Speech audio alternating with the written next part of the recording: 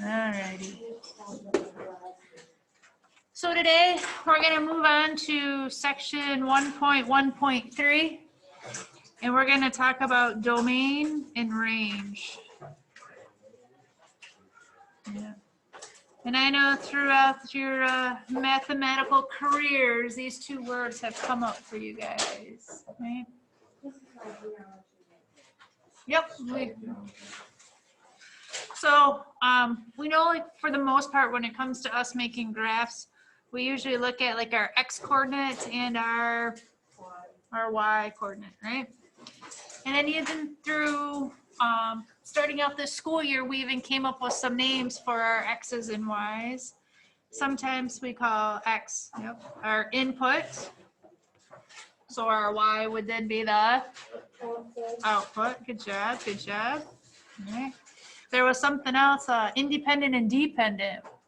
X is independent, which makes y dependent. Yes. So for like the Friday homework, we weren't supposed to do number 21. We were supposed to do it for like Thursday, I think.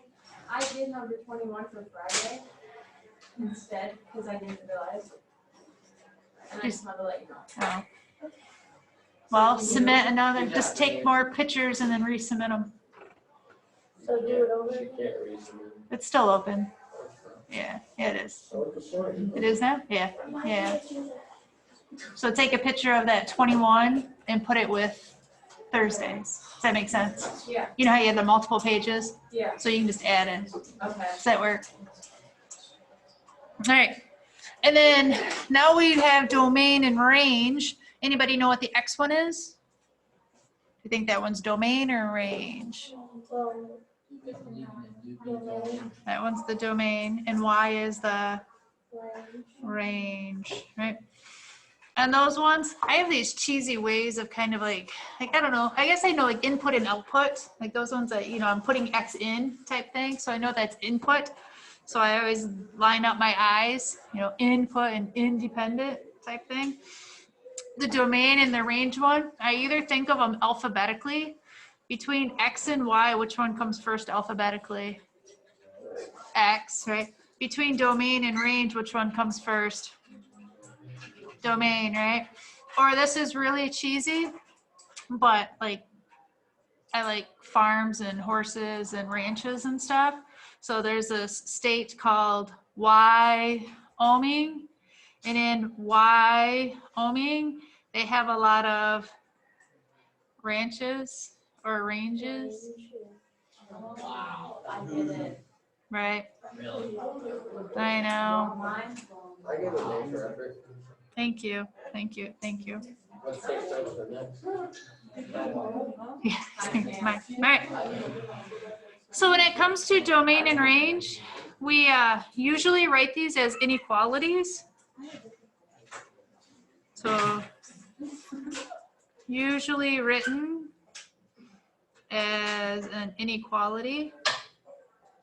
You guys remember inequalities? We'll do some cute little examples. So let's think of domain. So if we're talking about domain, what's our variable going to be, X or Y? X. So like if I just said, and I'm just making this up as I go, like the domain is like -2 is less than or equal to X, which is less than or equal to 7. You guys kind of remember how to read these a little bit? So what X values am I looking at if I have an inequality written like this?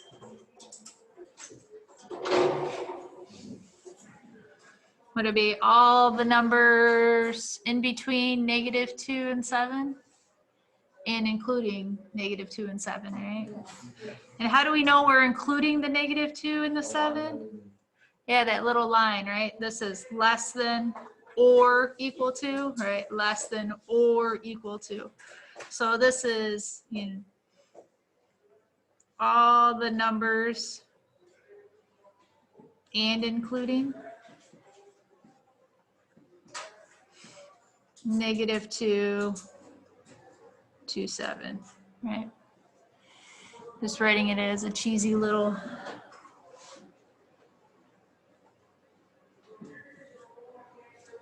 Make it a little bigger for you.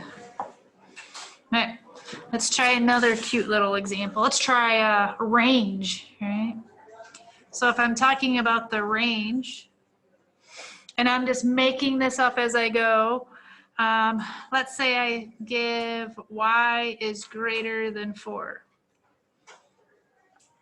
So what numbers would be y is greater than 4?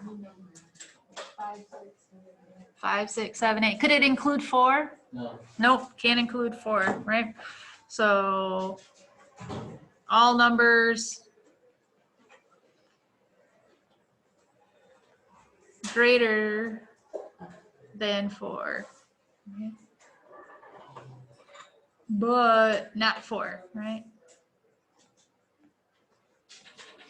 So what's the greatest number I can get to?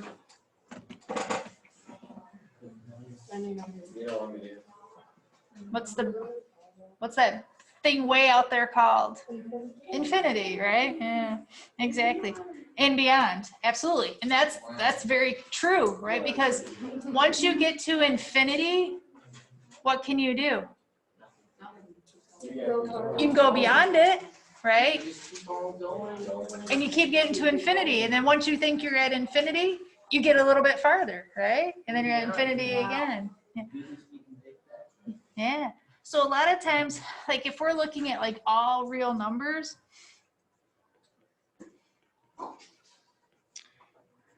we'll write it as negative infinity is less than or equal to, let's say we're doing domain, right? You'd have x, whoops, I screwed up. Let me go back. Is less than x, which is less than infinity. Right. Yeah. Do you think I would put a line underneath it? Could it equal infinity? Can you ever equal infinity? This is a mind-boggling question. No, right? Because once you get to infinity, you can go, come on, Buzz. You can go beyond, right? So when it comes to writing our inequalities and we're looking at infinity, we can never equal infinity. Isn't that crazy? All right. Yeah, some people like, sometimes mine look cute and sometimes they are atrocious. Some people even do almost like 2 little circles like next to each other, but it's like a sideways 8. Make a loopy down and then bring it back up and loop it back. Telling you. Yeah, my 150 years here, I still haven't quite got it down yet. Pretty close, pretty close. Yeah. All right, so let's draw a cheesy little graph. No, let's go 5s all around. 1, 2, 3, 4, 5. 1, 2, 3, 4, 5. 1, 2, 3, 4, 5. 1, 2, 3, 4, 5.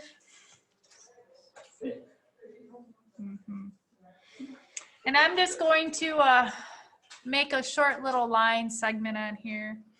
And I'm going to use the point -3, -4. So 1, 2, 3, 1, 2, 3, 4. -3, -4. And just to keep all the numbers, let's go 1, 2. So over 1 up 2. How many points does it take to make a line? Just 2, right? But I'm just going to do the segment. So our little piece, oops, perfectly drawn. Sometimes you make your dots a little bigger, you make your line a little thicker, and then it looks more perfect. Or not.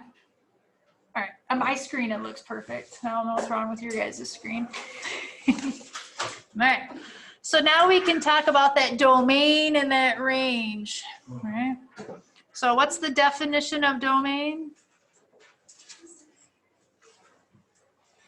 What's domain going to talk about? What kind of values?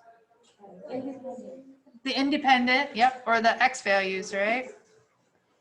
So when I look at my little graph up here, I want to only look at my my x values. So right, so that would be along this line. Do I have an x value right here? Right. Do I have like an x value right here? Can you see me? See me? Right. So if I go back on my number line and I come down to my line, like what's the smallest x value I have? So I have one over here, like at -5?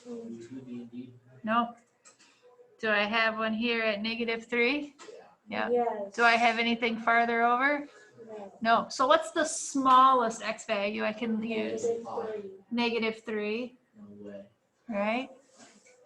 And if I'm going this way and I want to find my biggest value, do I have one at 0? Yeah, I'm right there on the line, right? Do I have an x value at 1? Yeah, right there, right? Do I have an x value at 2 anywhere? No. Nope. So what's my largest x value I can use? 1, right? So when it comes to my domain, the smallest was -3. Can I be -3? Or equal to. Yeah, can I be -3? Yes. Yep. Whoop. And then can I be 1? Yes. Yep, so less than or equal to 1. Right. And then sometimes what I do, like if you want to think about these, like if you cross this part off, you should be able to read it backwards too. If I read it backwards, that's saying x is greater than or equal to -1, right? And that's what I want. I want x to be greater than -3. Sorry. X. Okay. Yep. Anybody have any questions? What? Before we move on, anybody have any questions? Questions? Spell it. All right. Everyone complains after class about any questions they have, they never ask them. Yeah.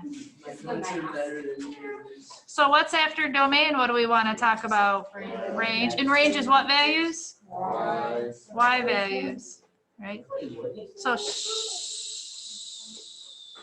come on, guys.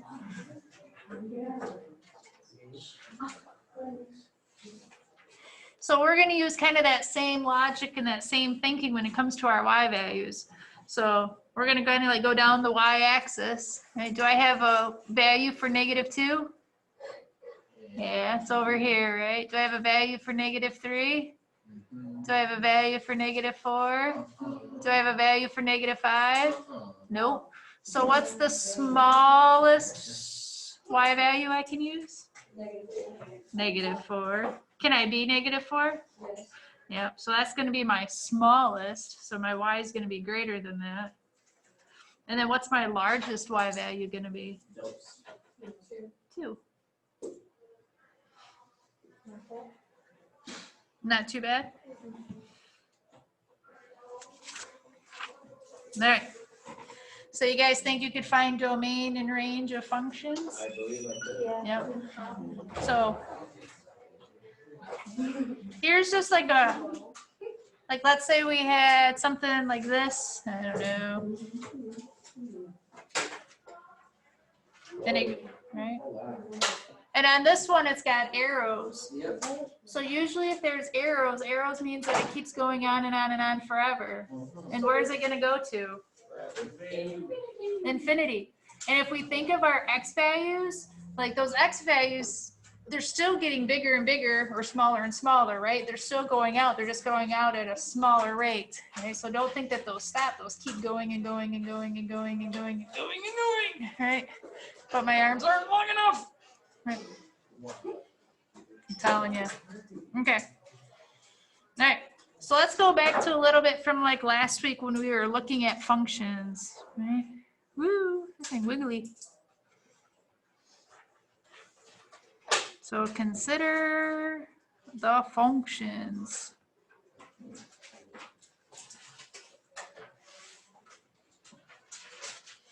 So I'm going to give you guys 2 functions.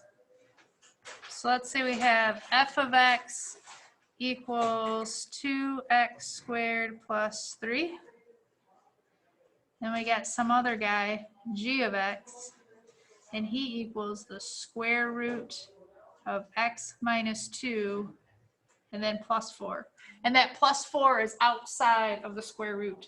Like that square root ends right there. And that plus 4 is on the outside.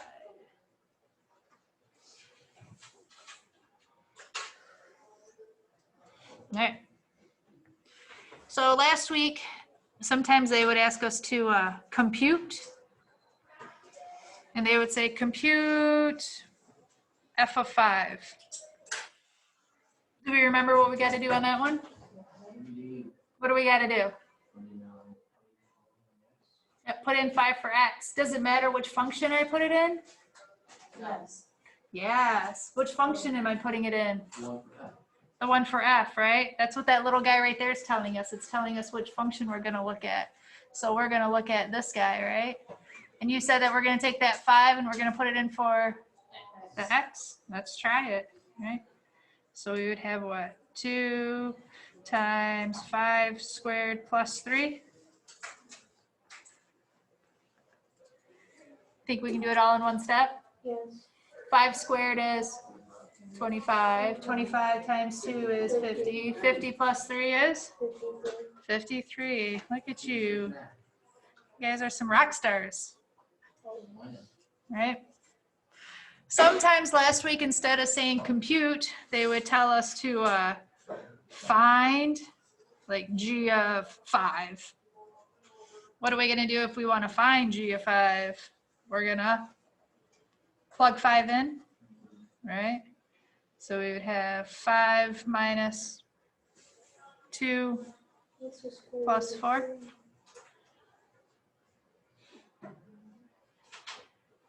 Yeah, yes. So then we would have like the square root of 3 plus 4, right?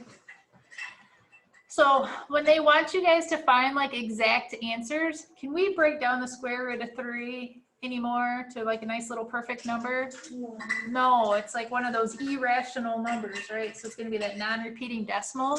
So when they want you guys to solve these or just find those exact values, you're going to leave it like that. You're not going to go any farther, right? Because as soon as you start estimating and then you want to make it to the moon, you're going to be off just that little bit, and then you'll never make it to the moon. Then you'll be in outer space forever and ever, and I'll never see you again, and that would not be good.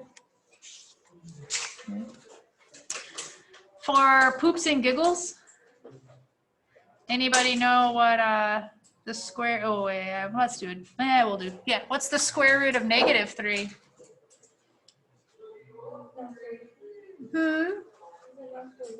It's not quite no solution, but it's close, yeah. So when it comes to, yeah, so when it comes to those square roots, you're ultimately looking for that number times that same number that's going to give it to you, right? So like the square root of 4 is 2, because it's 2 times 2 gets you to 4. So is there any time that you can take two numbers that are exactly the same and multiply them together and get a negative? No, yep. So these ones are technically imaginary numbers, but for our purpose right now, we're just going to say that they're undefined. Because can you define them? Can you explain them? No, so you can't define them right now, right? So we just call them undefined. So if you get a negative square root of something, it's going to be undefined. All right. We're going to spice up our functions a little bit. And we might say, what's f of x plus g of x? So really, you're just kind of doing a little substitution on these. Do we know what f of x is? What's f of x? This whole piece here? Yep. So that would just be 2x squared plus 3. And then what are we going to do to it? Plus. Okay. Do we know what g of x is? Yeah, that's the square root of x minus 2, right? And then plus 4. So then in fancy math, we like to combine like terms. Do we have, how many x squareds do we have up there? Here's our x squared. How many do we have? Well, really we have 2 of them, right? But I was picking up on what you're laying down. Right? Oops, we don't want a highlighter. What do we got? 2x squared. Yeah. We got any x's or anything in there that's kind of weird? You think you can do anything with this guy? Think he's all alone, right? So then you'd have plus the square root of x minus 2. What about my 3 and my 4? That would be 7. Yep. And that's as far as you can go, right? Because little square roots are their own little terms. Not too bad. Bet you we could subtract them. You want to try and subtract them? Might as well, right? Let's flip it around because order matters. So I'm going to say g of x minus f of x. Do we know what g of x is? The square root of x minus 2 plus 4. And then what are we going to subtract?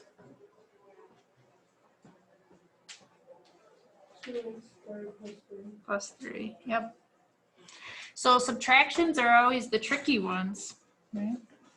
And I always, even when I add them, see how I put that in parentheses? I just do that to kind of remind me that that's that whole little piece. So same thing when it came to subtracting, I'm not only subtracting that 2x squared, I'm also subtracting that 3.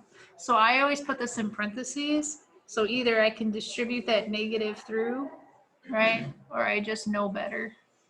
Yeah. Do we want to distribute it through and rewrite it without the parentheses? Or do we want to try and do it with leaving the parentheses? You want to try and leave it? Right. So if I try and leave it, how many x squareds do I have?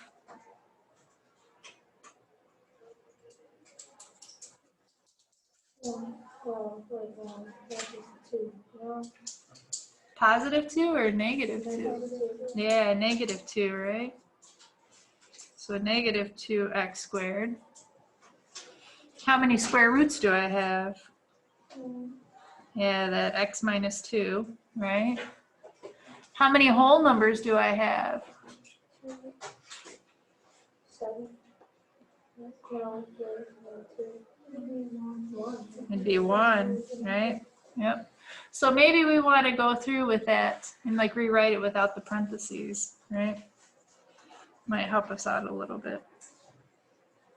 So you wrote it that way just because there's some rule you have to write it that way, or why did you do that? Because, well,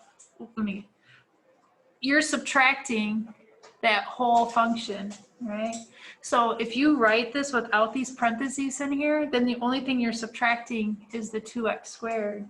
You want to be subtracting the 3. No, I know that part. I was wondering why you wrote, why is negative 2x in negative 2x? Oh, I just did from highest to lowest. Yeah, you don't have to do it that way, right? You could have wrote it as like the square root of x minus 2 minus 2x squared plus 1. Or you could have had the square root plus 1 minus 2x squared, right? Either way, it doesn't matter. Usually we just try to go from like highest exponent down to lowest, but no biggie. All right, one more quick one.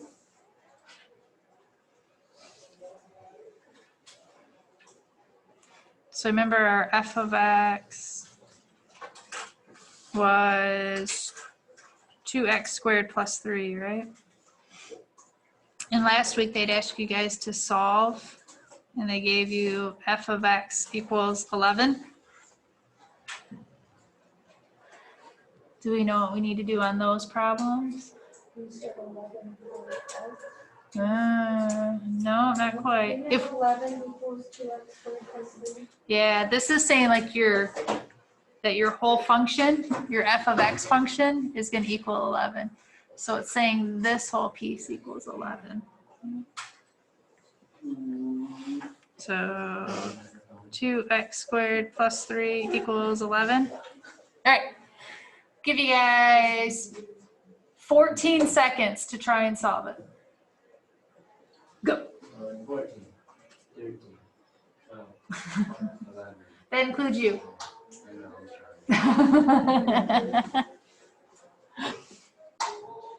I'm sorry. 2 seconds, 2 minutes, what? I don't know. I'm just gonna let you say the answer to make sure. Oh. I'm afraid. Would you say 2? Yeah. 2? Yeah. Anybody get anything different? 12. You told me 2. Anybody? I'll give you extra credit if you give me another right answer. There's another right answer? Oh. 5, 1. Level 1. 0. No. All right. Is it negative 2? X squared. Well, let's try, right? It would be negative. Huh? It would be negative. Yeah, so what was the first thing you did? I subtracted 3. Yep, and you got 8, and then you, Divided by 2. yep, so you got x squared equals 4. And then I did that in my head. And then you took the square root of both Oh, sides, definitely. right? Yeah. So 2 times 2 is 4. What else could you multiply together? Negative 2 times negative 2 is 4. Yep. So one little kind of in the back of your head, when it comes to these exponents are technically telling you how many possible answers you're going to have. So if you just had, 2x equals 6, we know that x equals 3. Technically, there's a 1 right there. We just don't think about it. So we get one answer. Where on this one, because we had that x squared, that's telling us we could have 2 answers. If we had x to the 3rd, guess how many possible answers there are? 3. There's 3 possible answers. Yeah. Guess how many answers? 1. Yeah, some of them could be imaginary, and later on in the year we kind of get to those, but a lot of times, usually always, if you have a square, you should be finding 2 answers. How come you have, I'm not gonna ask you until we get to it. How? So those are technically telling you where you cross the x-axis. Oh. So a 3rd degree goes like this. So there's your 1 answer, your 2 answers, and your 3 answers. Granted, it could go, oops, no, that's 4th, sorry. I always screw these up. It could go like this, and you'd only have 1 answer. The other 2 would be imaginary, but we'll kind of get to those, but yeah. So those are your fun things. Yeah, you guys got any questions, comments, concerns? Could you figure out all of your domain and ranges from this? Let me take my notes. Yeah. Well, you just plot the. Oh, no, I couldn't. Okay. So if we think of this, if we think of our f of x, when it comes to x, can you think of any x number you could not put in there? Could you put in all positive numbers? Yeah, right? Could you put in all the negative numbers? Yeah. Yeah. So your range is going to be all real numbers. Or your domain, sorry, your domain's going to be all real numbers, right? So from negative infinity to positive infinity. Yeah. On this one, if you talk about your domain are your x values. Can you put in any positive number on here? Yeah. Could you put in 1? No, Yeah. Couldn't really put in 1, because if I put in 1, what would happen under the radical? It'd be negative. And if it's negative, we know it's undefined. So what's the smallest x value we could use? 2, right? Because if we put in 2, square root of 0 is going to be 0. So can we put in everything higher than 2? Yeah. So then your domain would be all x values greater than 2. All right. You guys want to try a few problems? Yeah, I know you do. Yep. So if you go to our nice, oh, I know what I was going to tell you guys real quick. There was a couple people, when it came to submitting their assignments, they waited until Sunday to submit their assignments. So what ends up happening, like on that like lesson plan form, because Sunday technically starts the new week, it bumps you to this week's lessons. So they clicked on the attendance form, or sorry, the assignment form, and it was actually this week's assignments. So they put all of last week's assignments on this week's assignment sheet, right? So on the top of that form, I always put the dates, you know, like what we were, you know, 9/8 through 9/11 was on the top of that form, and then double check like on the assignments, because like I'll put on the assignments for each one of the days, just double check that those match up. Because I can't take your work from one form and put it onto another form. If that makes sense, right? So just double check to make sure those are all. You did that? Last week's, yes. Right. Yep. So yeah, so make sure those are matching up, because whoosh, throw them away. All right. Okay, nobody told all these